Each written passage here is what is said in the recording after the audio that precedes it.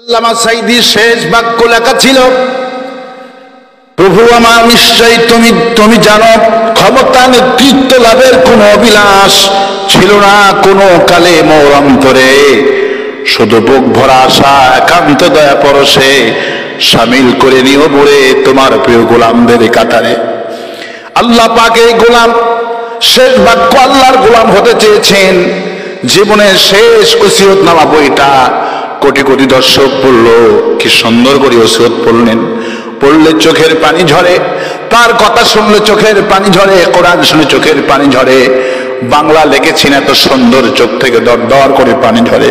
তিনি বললেন, যখন আমার মৃত্যু ঘনিয়ে আসবে আমার সন্তানেরা, তোমরা চতুর্দিকে বসে বসে আমাকে শোনাবে লা ইলাহা ইল্লাল্লাহু মুহাম্মাদুর রাসূলুল্লাহ।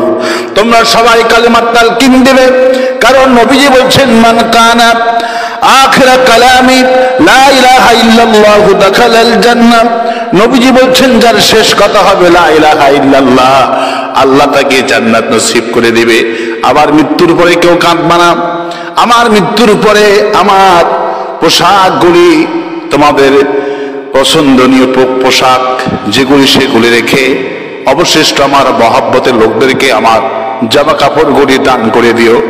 আমার যতগুলি তাফসির আমি পড়ে পড়ে সারা দুনিয়ার মানুষদেরকে আমি তাফসির শুনিয়েছি, এই তাফসির বইগুলি আলমারিতে খামাখা না রেখে দারুল কোরআন সিদ্দিকিয়া কামিল মাদ্রাসা খুলনাতে সেই বইগুলো অফ করে দিও, কারণ বইগুলি খালি খালি আলমারিতে রেখে কোনো লাভ হবে না।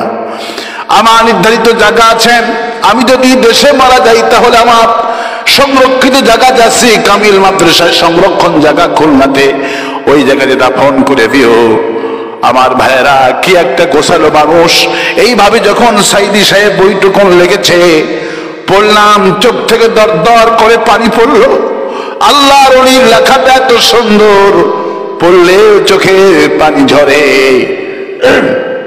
আবার তাফসীর শুনলেও চোখের পানি ঝরে। কি সুন্দর লেখাটা, প্রভু আমার নিশ্চয়ই তুমি জানো। ভাষা দেখছেন কত সুন্দর। প্রভু আমার নিশ্চয়ই তুমি জানো, ক্ষমতা নেতৃত্ব লাভের কোনো অভিলাষ ছিল না কোনো কালে মোর অন্তরে, শুধু বুক ভরা আশা একান্ত দয়া পরশে শামিল করে নিও মোরে তোমার প্রিয় গোলামদের কাতারে। আজকে তো আপনারা হাজির হয়েছেন। আমি তো বলছি, আমাদের এমন নেতা আমরা পেয়েছি, কিয়ামতের দিন আমরা হাজির হব আল্লামা সাঈদীর পেছনে কাতারে দাঁড়িয়ে।